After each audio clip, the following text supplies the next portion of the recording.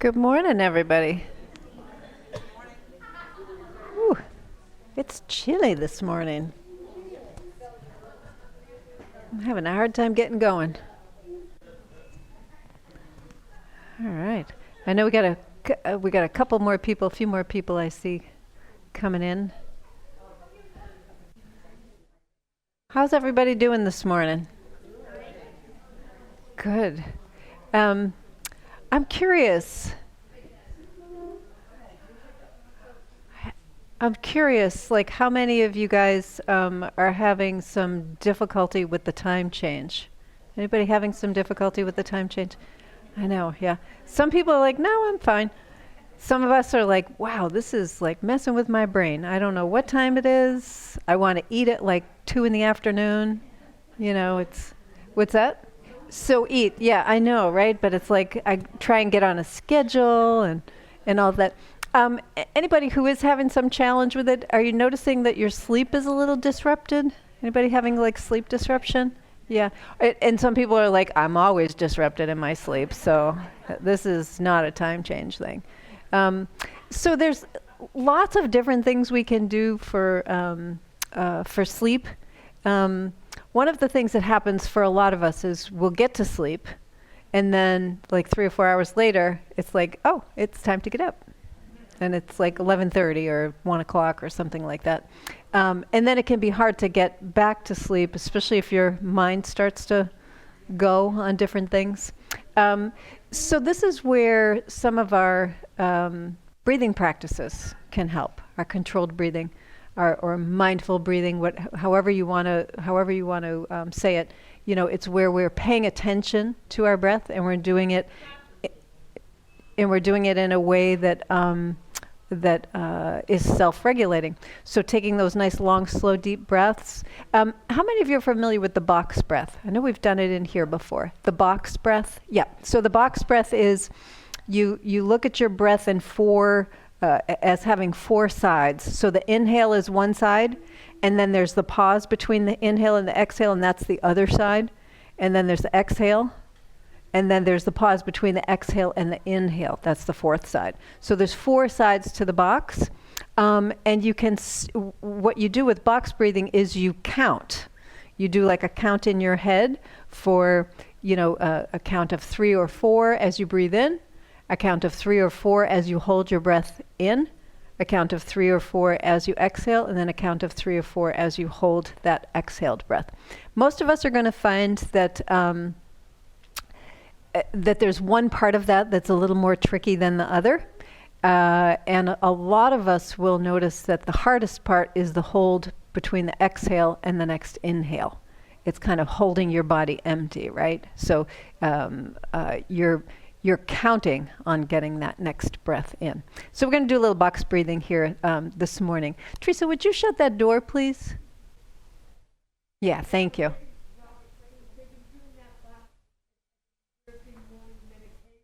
Yeah. Oh, here at the center they're doing box breathing? Oh, that's great. Yeah.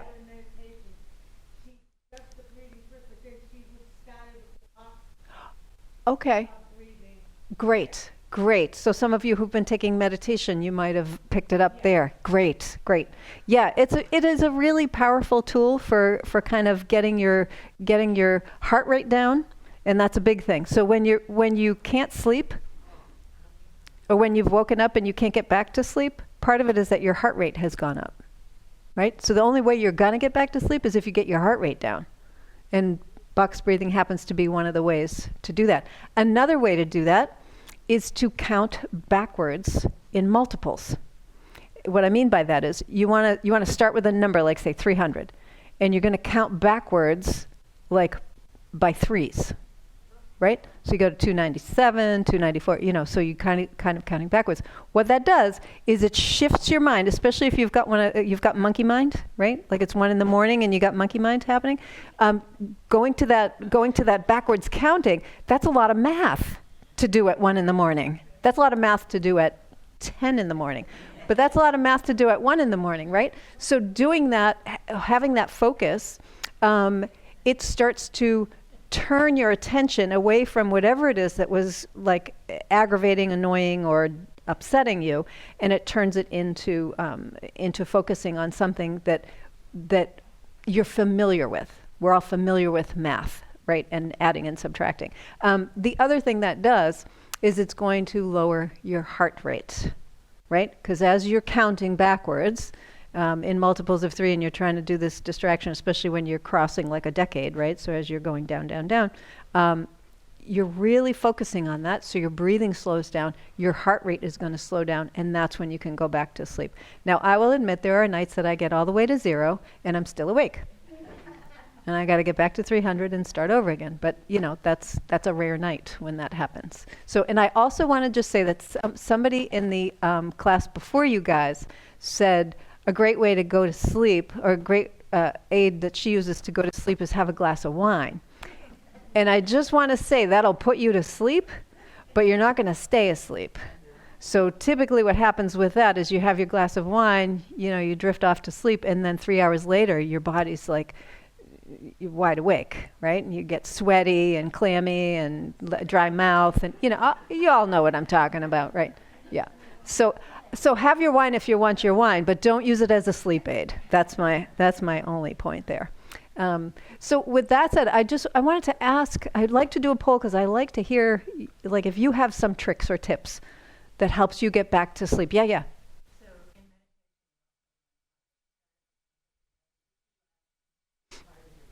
Yeah.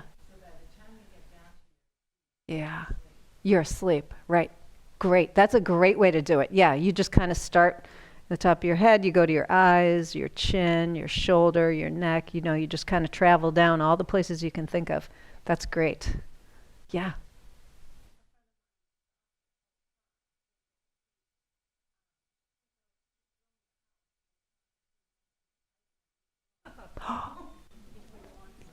That's great. So if you didn't hear that, what she said was try to imagine each room in your house. If you can't sleep, try to imagine each room in your house, and then try to imagine each item in each room in your house, right? So that's another way to, like, I like that. I'm going to try that. Thank you. See, there's always wisdom in the crowd. It didn't work for you. Well, you should have led with that.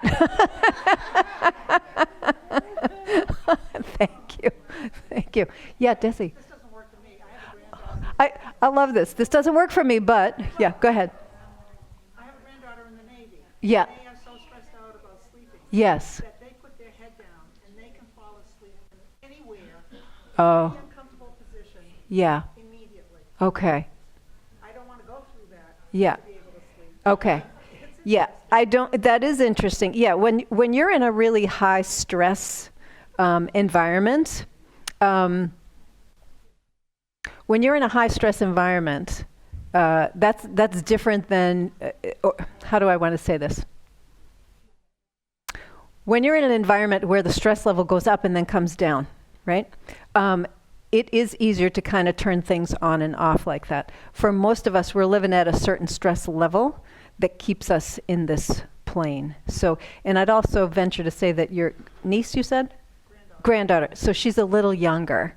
And yeah, and that's another thing too. Yeah, so as we age, you know, we tend to have some difficulty sleeping a little bit more, but thank you for that. How about reading? Yeah, and yep, reading, especially if it's a really good, boring book, right? Just, whew, I save all my technical stuff for 2 a.m. Anything else? So, yeah.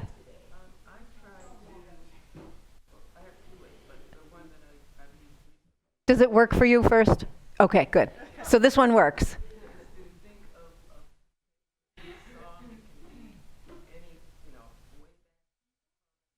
Yeah.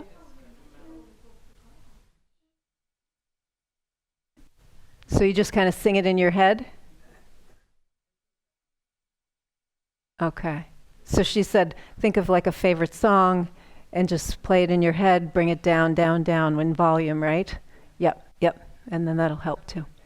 Nothing fast. Yeah, like no rock and roll, right? No, we're thinking of something more calm. Yeah, Jackie? That box breathing you were talking about at the beginning, that Great, great. Yeah. Okay, good. Yeah, so so we're going to do a little bit of box breathing here, especially if you haven't done it before, just so that you kind of get the knack of it, and then you can report back and let me know if that's working for you if you're having some difficulty sleeping. So come right on up to the front of your chair. Have your feet underneath your knees. Sit up nice and tall. You can close your eyes and just notice your breath. So we're just noticing the way air is moving in and out. And we'll just kind of question what's happening with the breath. Is it fast? Is it slow? Just notice that. Is it shallow? Is it deep?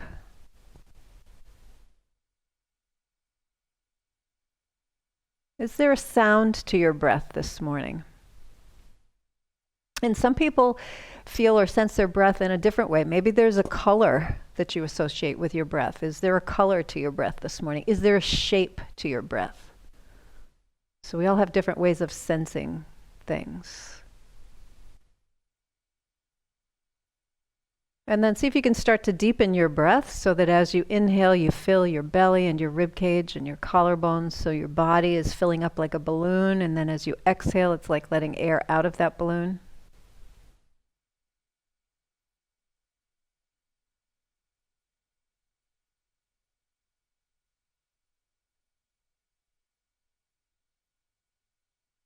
So with these nice deep breaths, we're going to start to do a little box breathing, and we'll start with our box breathing to a count of 3. So you're going to count to 3 in your head slowly as you inhale, and then after you inhale, you're going to slowly count to 3 as you hold your breath, and then you'll slowly count to 3 as you exhale, and then you'll slowly count to 3 as you hold your breath out. So it's like a box. You're breathing into 3, hold for 3, out for 3, and hold for 3.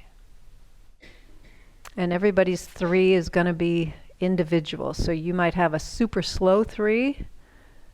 If you find that you've got kind of a quick 3, see if you can slow it down. So the slower you go, the better it is.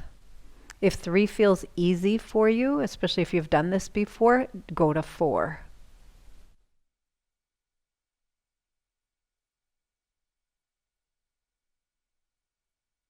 So we're just noticing, just noticing the box breath, breathing in to 3, hold for 3, out for 3, and hold for 3.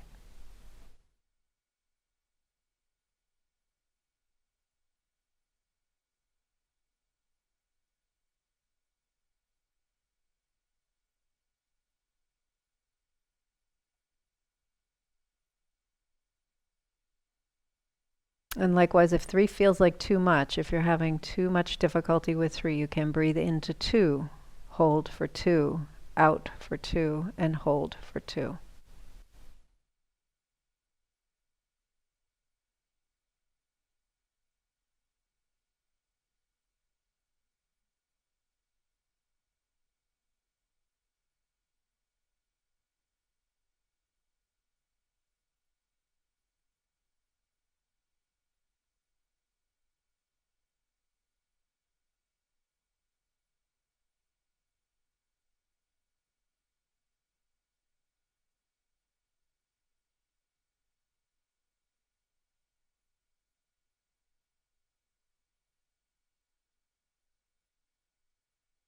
And the next time that you exhale in that box breath, you can release the box breathing. Just go back to your natural breath. And you can let your eyes just kind of float open.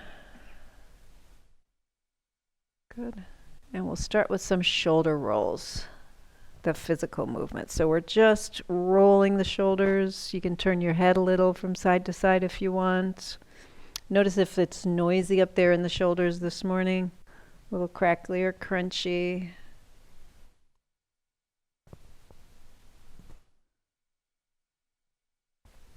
And then reverse the direction. So we're going to be doing a bit of shoulder work here this morning. So if you're having an issue with your shoulders, I just want you to pay attention to that. Do what you can, what feels okay. Maybe something that's a little bit of a challenge, but not too much of a challenge. Good, and then let's take the right arm. We're going to use that elbow and draw some nice big circles on the wall. And you're just breathing in and out, nice and smooth and easy. If your shoulder's giving you some trouble this morning, that doesn't have to be the biggest circle. You could have your shoulder circles down here if that's where you're at. So we're just going up and around. And at some point, reverse direction. So going the other way.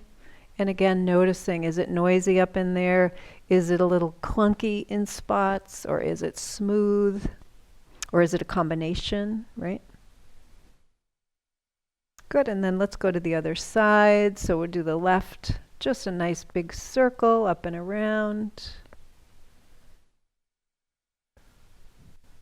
And notice if this shoulder is more noisy or less noisy or the same. And at some point, reverse direction. Circling around and around and around. Great. Okay, and then arm comes down, and we're going to take the hands, palms facing up, elbows in toward the sides. And all we're going to do is we're going to go forward. Keep your palms up, and then back. Keep the palms up. Squeeze your shoulder blades. So we're going forward and rounding through the upper back a little bit, and then back. So the shoulder joints, for those who were here last week, we had our skellies on parade, right? We had all our skeleton models, and we were looking at the shoulder joint, right? And the shoulder joint is a combination of the arm bone, the collarbone that comes out here, and then the bone in the back of your shoulder that come together, and it forms like a little bit of a kind of a ball and socket. It's like a golf ball and a tee. It's not quite the socket that the hip is. Okay, next time your elbows are in close to your body, you're going to hold the elbows in nice and tight, and all we're going to do is go out and in, and out and in. Now some of us are going to have a lot of rotation out, and some of us are going to have a little bit of rotation out. You want to keep those elbows tight to your body, right? Tight, tight to the body. Good. Just a couple more of these. Great. Okay, last one. Excellent. And then we're going to take the arms out to the sides in like a little scarecrow. So we got a little scarecrow arms, and we're just going to go up and down.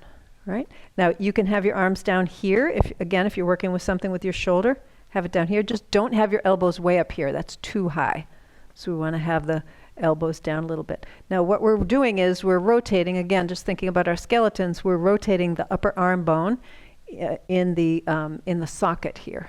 So you should be feeling it right in that shoulder joint. Is that a fair thing to say? Yeah, good. Okay. So just a couple more. All right, and then we're going to go sort of halfway. So it's like you're standing with your hands kind of up on a counter, and then we're going to go forward and back, and forward and back. So you can squeeze your shoulder blades together as you come back, a little bit more each time. Breathe in, breathe out. Great. Couple more. Excellent.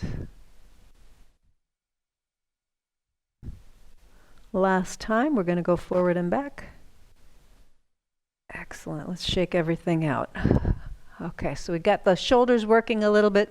We're going to do a little bit of coordination here. So if you bring your hands, palms facing up, and it's like you're holding something in your hands, right? You're balancing something on your hands, and you don't want that something to tip off. So in other words, as we move the arms, as we move the shoulder and the arms, we don't want to have this tip. All we're going to do is we'll start with the right hand. We're going to raise that hand up as high as it will go before it begins to tip. Okay, so if I get up here and my hand starts to tip, I've gone too far. I want to come back down. I want to go to the level that feels like I can do this. A little bit of a challenge maybe, but my hand isn't tipping. And then back down. Let's do that on the left. So we're going up and then down. And we're just going to go back and forth like this. So as you're doing it, I want you to watch your hand, because that's the best way to not tip your hand. Right? And the other thing is, you get to see, does one hand go higher before it tips than the other hand? Sometimes it's a little bit of a surprise. You know, we think that we're even. Sometimes it's, you know, something we know, but it's the degree to which we tip. Okay, so we're just going up and then back down to that kind of comfortable place. Good. How about one more time on each side, just going up and back? Great. Okay, and then you're going to take your arms out to the sides a little bit. So let your elbows be comfortably positioned, so they don't have to be tight into your body, and they're not way out here. They're like somewhere in between. And we're going to do the same thing. We're just going to lift and lower, keeping the hands really flat. I'm going to invite you to watch your hands as you do this. So you take your right hand up as high as it will go, and back down. And then you turn your head and you go to your left. And you breathe in and out. So it's a nice slow movement. We're not doing anything fast here. We're not spilling anything off of our hands. We're trying not to spill anything off of our hands. Right? Good.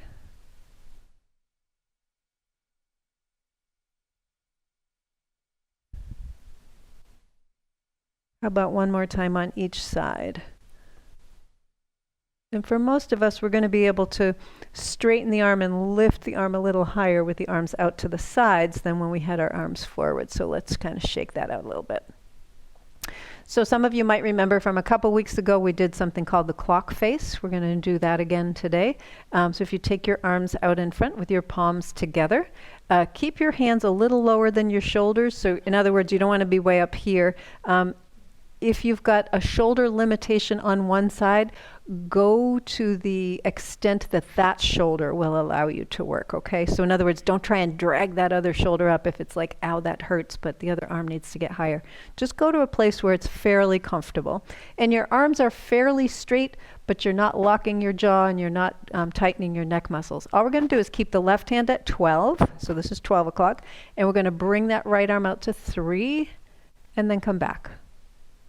That's it. We're warming up in this direction, just going out to 3. If you have more range out of the chute, if you can go to like 4 o'clock, that's fine. So we're going to that zip code out there. We're just going out to that area. Okay, now each time you go out, see if you can get just a little farther without twisting your body. So this is all about the shoulder joint. So as I'm moving out here, we should be feeling it somewhere from the middle of the chest down to the fingers. If I'm feeling it in my back, that means I'm twisting my body, and I don't want to do that quite yet. I want to be feeling this. So if you can go one more time, I'm going to ask you to go out and hold there. All right? So hold, hold, hold. Now, as you're holding there, wherever it is, if it's 4 o'clock, 5 o'clock, 3 o'clock, just stay right there and turn your head in the opposite direction. And as you turn your head in the opposite direction, keep breathing and keep reaching that right arm back a little bit more if you can.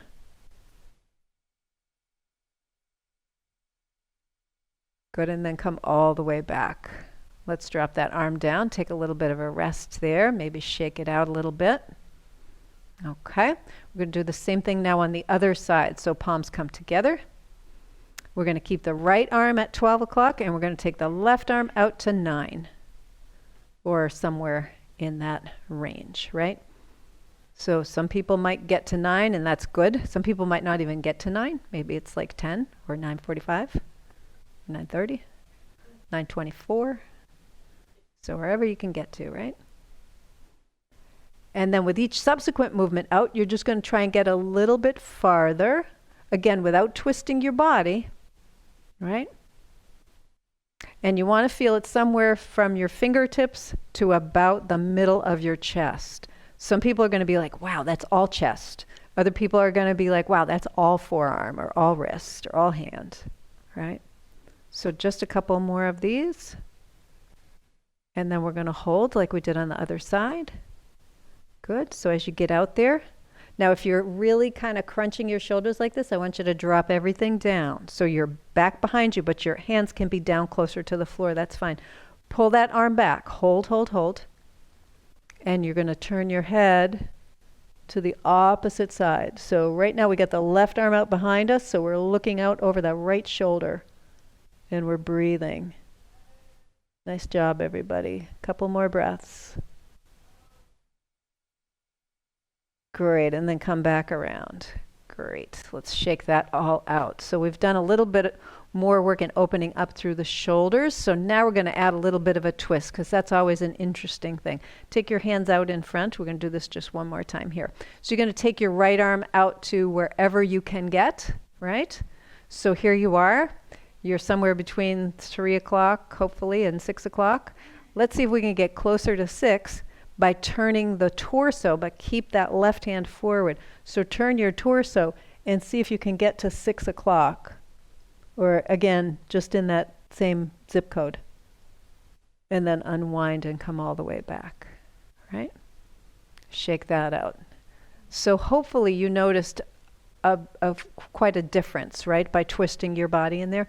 What this does is it gives us some awareness. Actually, let's do the other side and then I'll talk. So we have the arms in front, and we're going to take the left arm out to, oh, I don't know, 7 o'clock, 8 o'clock, somewhere there. So however far back you can get. And then let's see if we can get to 6 o'clock again by twisting the body. And as you're doing this, I want you to compare this 6 o'clock reach to the other 6 o'clock reach. Maybe this one's different. And then come all the way back. Great. And shake that all out. How many of you noticed a difference doing the right side versus the left side? Yeah, that's quite often the case. We have a difference. Sometimes we're aware of it. Sometimes we're aware of that there's a difference, but it's kind of a surprise how much of a difference there is, right, when we do these things.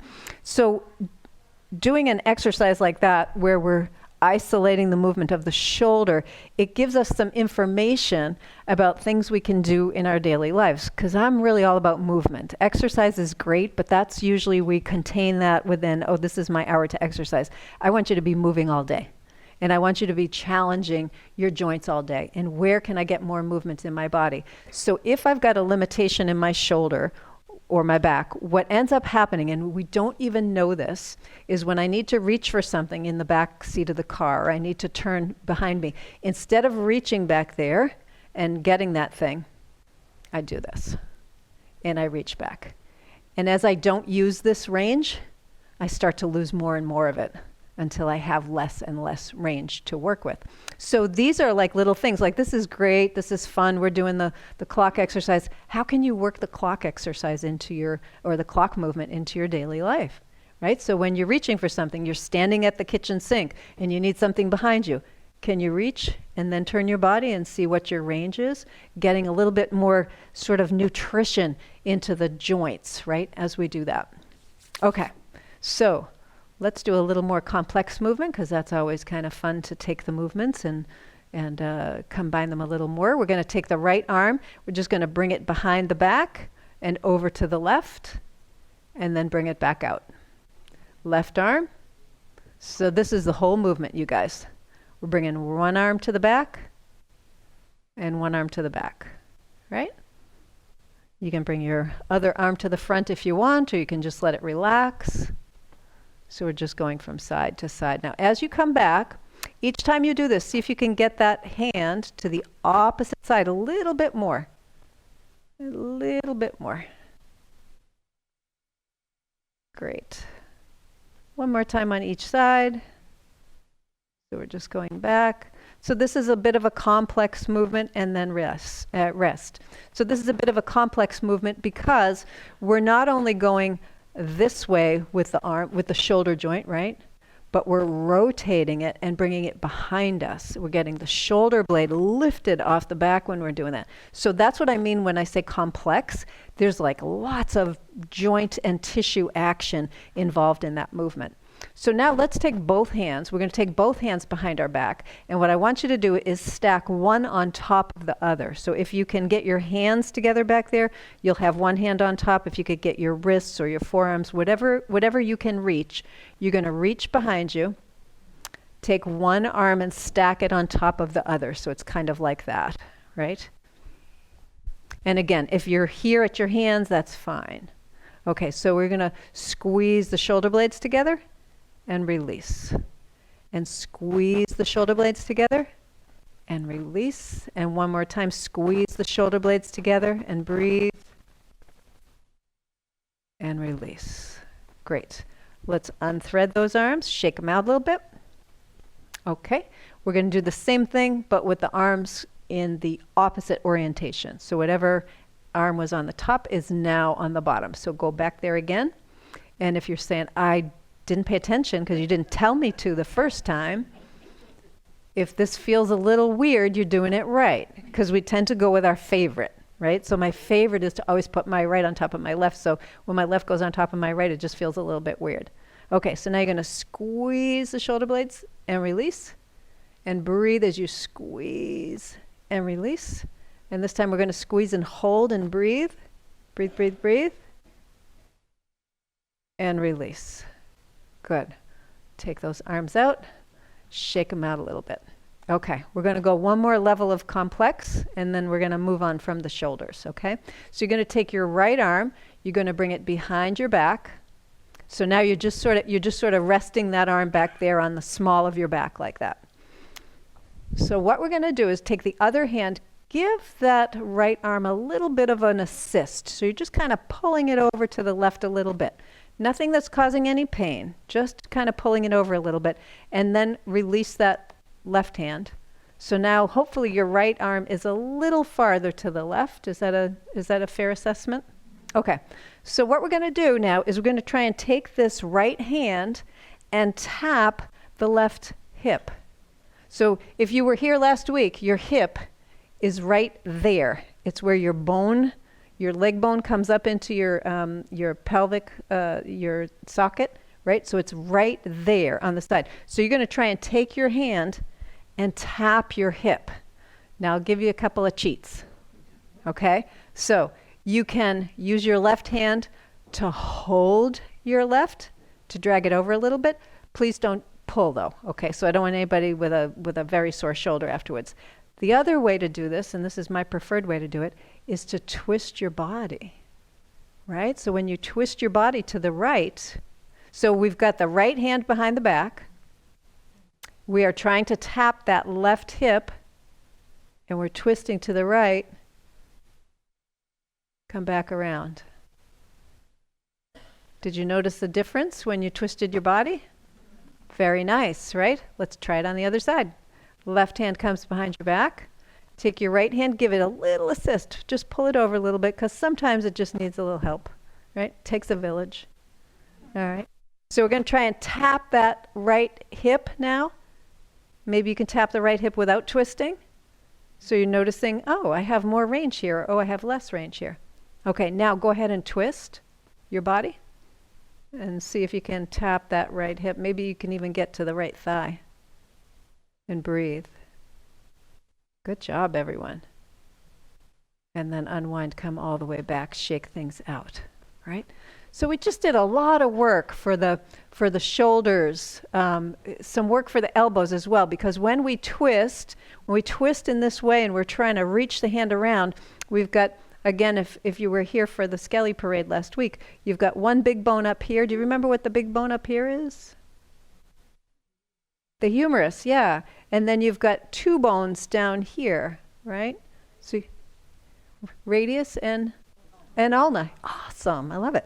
So you get your radius and your ulna down here. So when you're twisting, you're actually rotating that radius and ulna around each other, which is kind of cool. So you're getting movement at your elbow, your wrist, your hand, your shoulder. That's how it becomes a complex movement, right? It kind of gets everything together like that. All right. So let's do this. Let's shift our focus down to the feet. Have a look down there at your feet this morning. What's happening down there, right? Can you lift and lower your toes? Yeah. All right. So we got a little bit of movement. Let's do a little bit more direct movement here. So take your heels to the floor and lift the fronts of your feet. So you're going to have your knees with a little bit of a bend in them, but the heels are on the floor. So you don't want to have your knees super straight. And we're going to squeeze and extend the toes.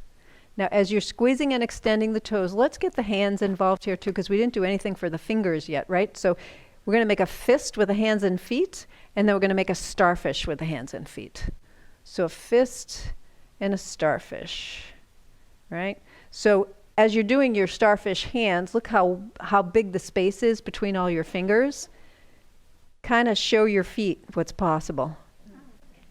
Show your hands to your feet and let your feet go, wow, that's cool. I want to do that. Right? How do I do that? So just extend, extend, extend. The toes are shorter than the fingers, but they have some capability to do this. Right? Okay. And then see if you can go a little faster. So we're trying to get some blood flow in there now, right? So a little bit faster with the hands, a little bit faster with the feet. If you want to eliminate the hands, just go for the feet. I want you to go faster. So maybe do one foot and then the other, right? So kind of a syncopated rhythm, or do both at the same time, kind of making it fun, right? So we're squeezing and extending, squeezing and extending. Good. Get a little blood flow in there, get the joints moving in there. Does anybody remember how many joints in your foot? 33. You guys were listening. I love it. All right. And then let's bring the feet to the floor. We're going to take that right foot. We're going to point and flex. So we're moving at the ankle now. Right? Pointing and flexing. So some folks are going to be able to tap the toes on the floor.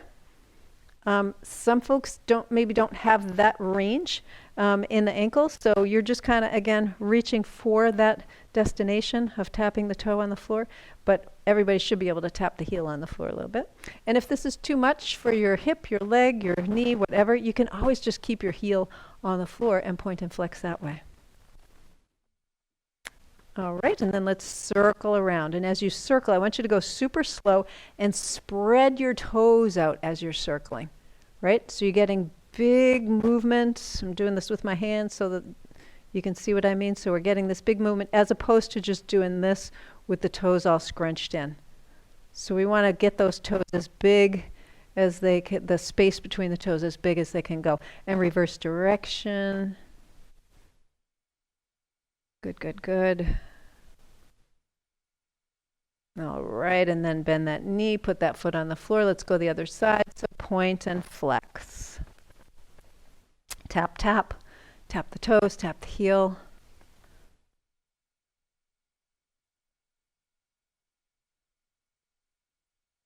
Good, notice how that's going on this side. Is it different?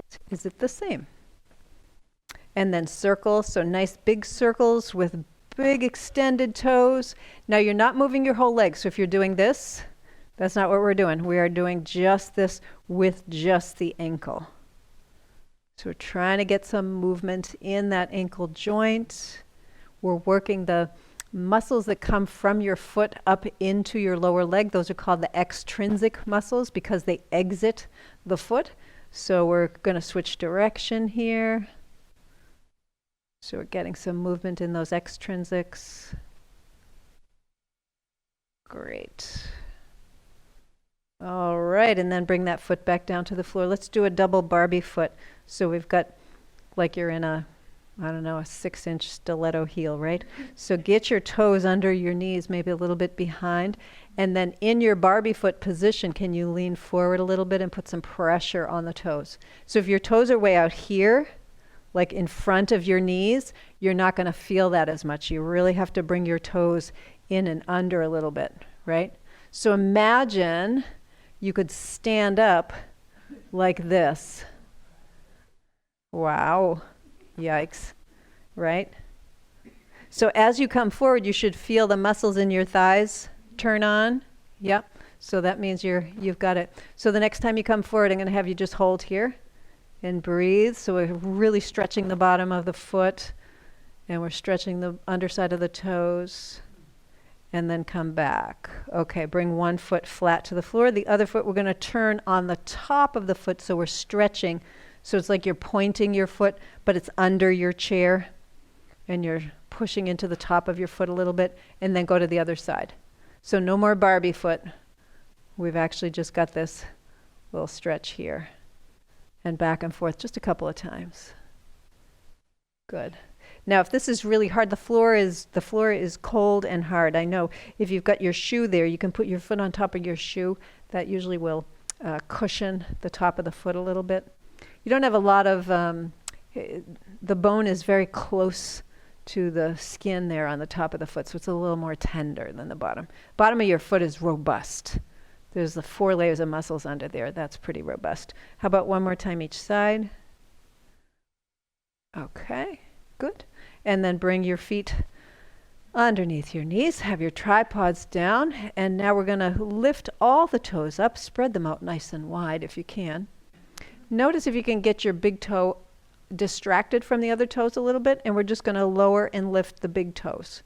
So all the little toes stay lifted, and we're just lowering and lifting the big toes. Now for an assist, some of you already know this, but if you need to assist, what you're going to do is you're going to hold all your little toes up as you lower and lift your big toes.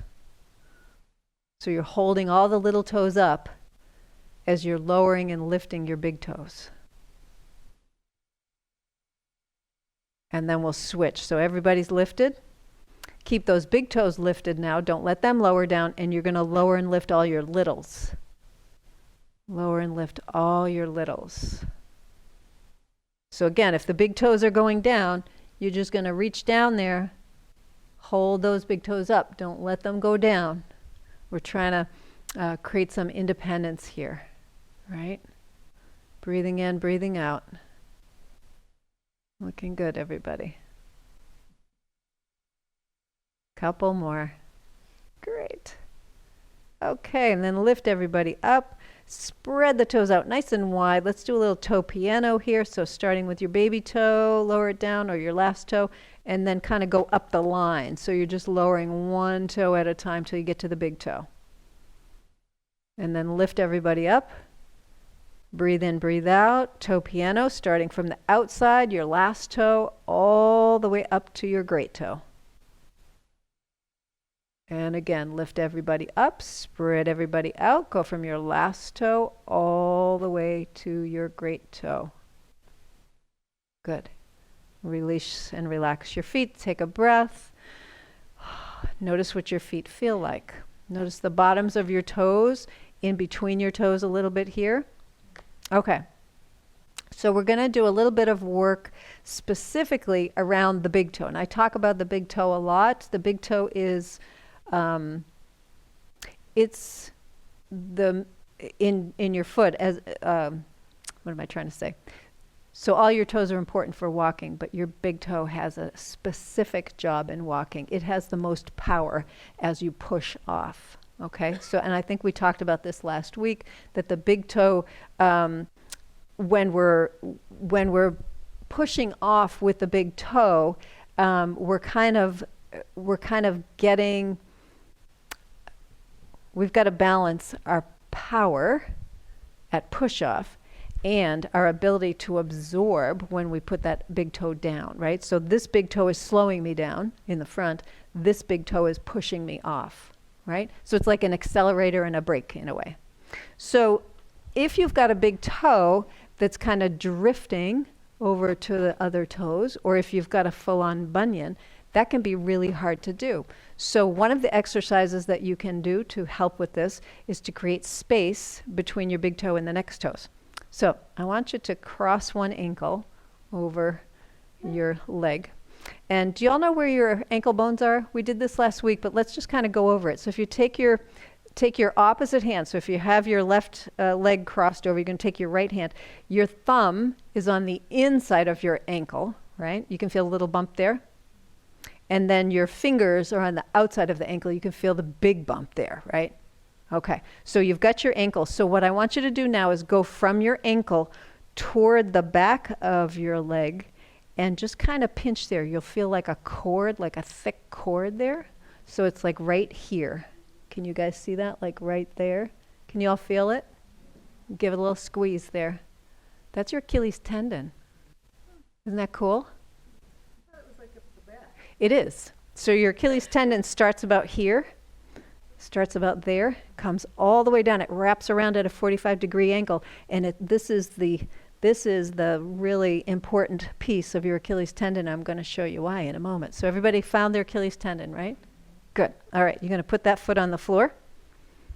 So actually, let's all do the same. So keep your left foot on the floor. So regardless of which foot you were just kind of feeling around, because you have the same thing in the other foot, by the way. So you have your foot on the floor. And now what we're going to do is we're going to try and take the toes of the right foot. Now listen to me first, and then we'll do it. Because last class, everybody was up in the air like this. So I'm going to show you this up in the air, but I want you to have your feet on the floor when you do it. So what we're going to do is we're going to try and take the big toe to one side of the Achilles tendon on the other foot, and the little toes to the other side. And what I mean by that is, so here's my Achilles tendon, right? I found it right there. I'm going to try and take my big toe to one side and my little toes to the other side, right? So for those of you who've done feet first or splay ground with me, we use toe spacers a lot. I'm like big proponent of toe spacers. This is your own toe spacer, you guys. This is your own toe spacer. So keep your left foot on the floor, take your right foot, and then see if you can get your right big toe on the outside of your Achilles tendon, near the bone on the outside, and the other toes on the inside.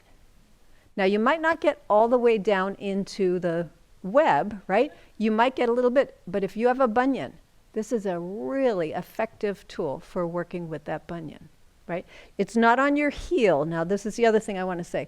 If you're down here, you're not going to get your toes spread like that. You want to get up here to where the cord is, okay? Does that make it easier for some people? Yeah, yep. I had a feeling people were trying to get it around the heel. That would be crazy, because that's a big bone there. So that's why the Achilles is really important. So you got to lift your foot up a little bit to try and get it there. Got that? Good. So we're just going to kind of hang out here a little bit and then see if you can just move that right foot. Just kind of push it into that Achilles tendon a little bit more.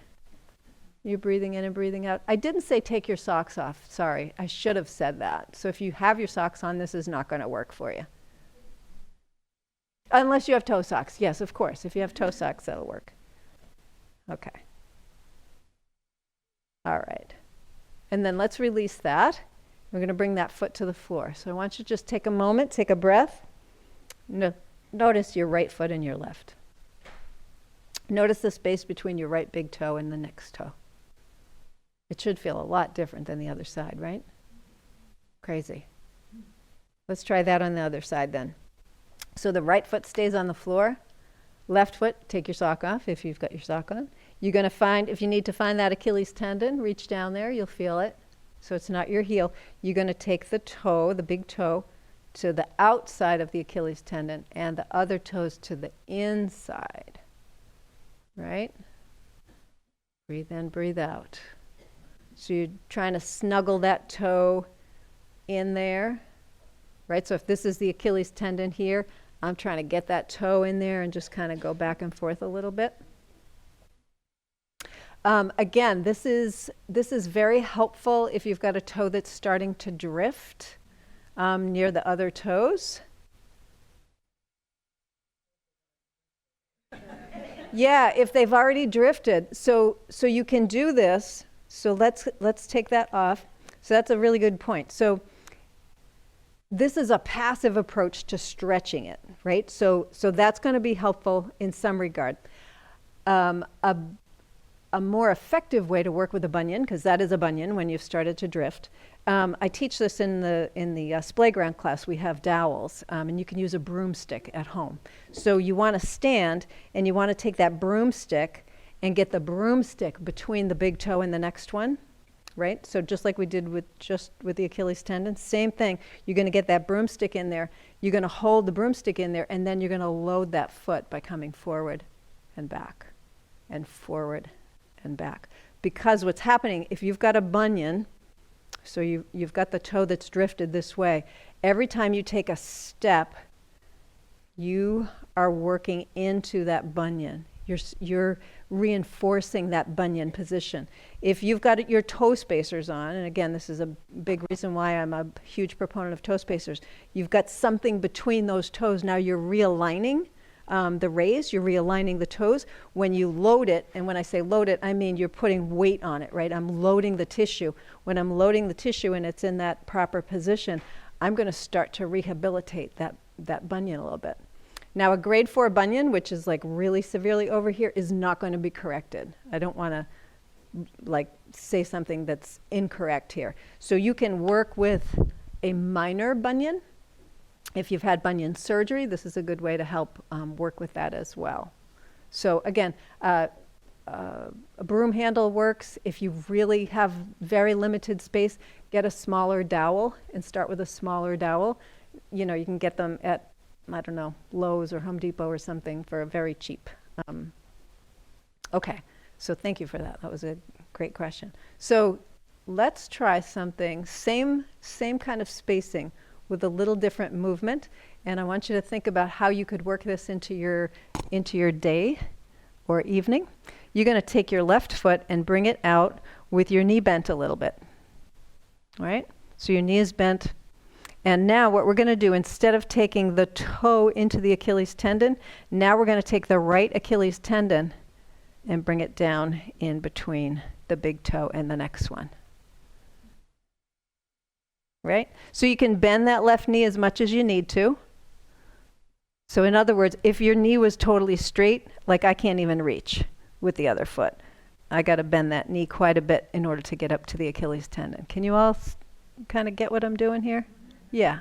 So we're just kind of getting in there a little bit.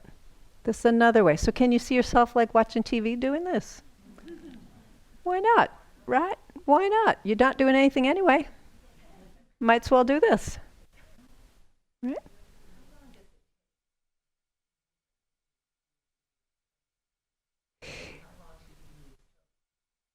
You can use toe spacers forever, right? So I usually, if you've not used toe spacers before, let's switch sides, by the way, before our toes fall off. So we'll go the other side so the right one gets on there. So if you've never used toe spacers before, I recommend starting with 10 or 15 minutes to see how your foot handles that, especially if you've been in a narrower shoe or a conventional shoe.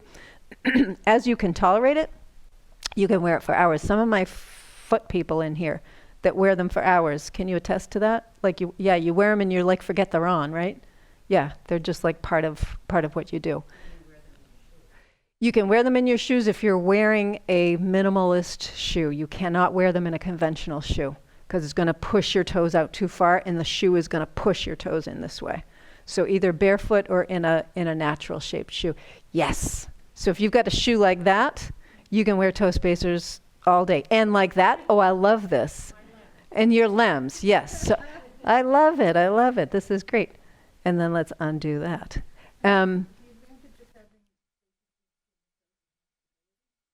It's more stability. It's more mobility. You have, so we live in a world that's very even, right? So this is a very even floor up here, but the world is not very even. So if you don't have space in between your toes, it's not just the toes. So let me say that. Let me back up. It's not just the toes. When I'm putting a spacer in, I'm creating space here, but I'm actually working the tissue in my foot. Because here are your toes that you can see, and then you have your metatarsal bones. Do you all know your metatarsal bones? They're like rays. They come from the middle part of your foot and they feed. So your toe bones actually go all the way down here, okay? So when you've got your spacers in here, you are working the tissue between those metatarsal bones. So your foot is getting broader, it's getting flatter, and you're better able to negotiate anything that's unstable. So if I step on a stone or a rock or a branch, or I start to step off of a surface, my foot's going to be able to handle that. If my foot is a big block because it's been in a shoe and I don't have that kind of mobility and that kind of space in my toes, my foot is not going to be able to handle that because it doesn't know what to do. I've not taught it how to do that. Good. I could talk about feet all day. All day. But I won't. Okay. Yeah. Yeah. Yep. Yep.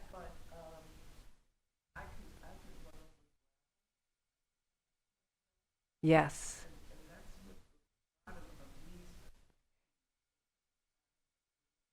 Right. Right. Yes. So there's a shoe called a Vibram Five Finger, and it's a shoe that looks like a glove. Like there's little spaces. There's individual little spots for your toes, and that was the original barefoot shoe back in the early aughts. Yep.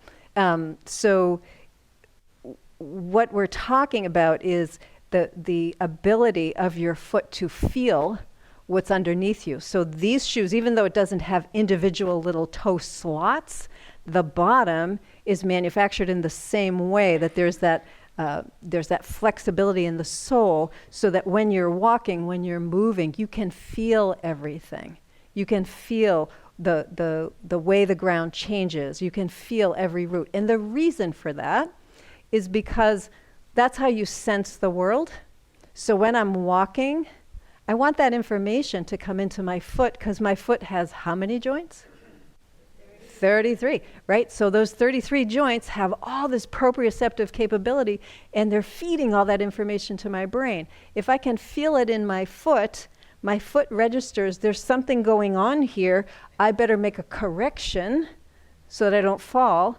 If I can't feel it in my foot, it's sort of outsourcing that responsibility for balance to the next joint up the chain, which is your ankle. And if your ankle tells your brain that you're in a fall, that you're going to fall, you're already in the fall. It's too late. You're already in the sprain or the complete fall.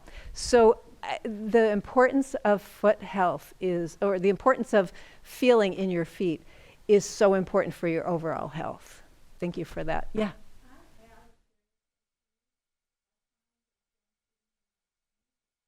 Yeah.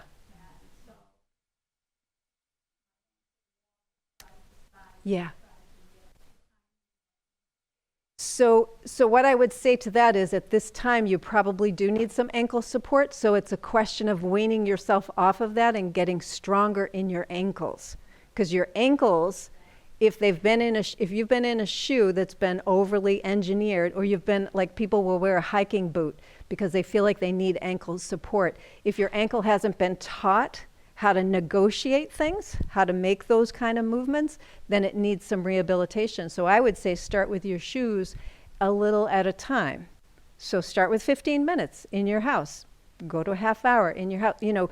Just sort of build up gradually and give that a try. And that can take a long time, especially if you've been in a shoe that has been yes, thank you. If you've been in a structured shoe for a long time, it's like being in a cast, right? So you break your arm or you sprain your arm and you're in a cast. You're in that cast for 6 weeks. You come out, what does that arm look like? It's all shriveled up, right? Like all the muscles. So you can't open a jar. You can't do all the things that you would normally have done before. You have to retrain those muscles and that tissue to be able to do that. It's kind of the same thing with shoes. All right. Let's do a little bit of breathing to kind of close things out, because like I said, I could talk about shoes, footwear and shoes all day. All right, so close your eyes. Let's take a couple of breaths in and out. Just kind of noticing, settling into your body. So we did quite a bit of work for the shoulders. We worked on the neck, the arms. We worked on the feet a lot today.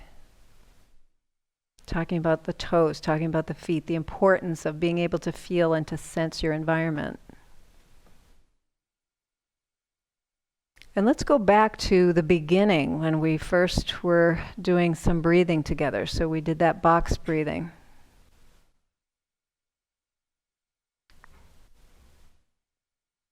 And returning to the box breathing, maybe starting with a count of 3 or a count of 4. And just as a reminder, it's an inhale to 3 or 4.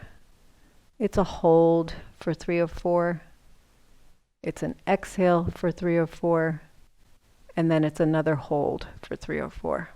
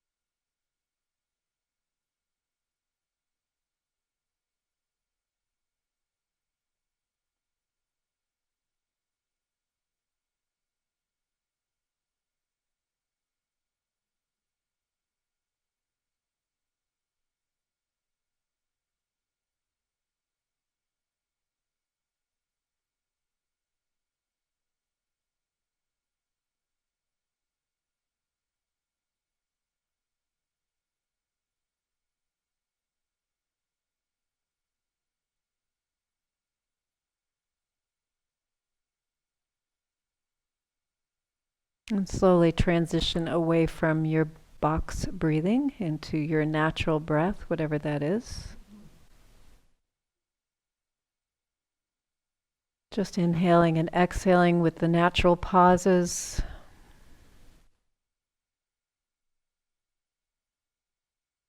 Let's take a breath in together and we'll let it out with a sigh. And then you can let your eyes drift open. So thank you, everybody. Thank you, thank you. Enjoy the rest of your day. Stay warm. Work on your toes. We'll be doing more of that next week. You're welcome.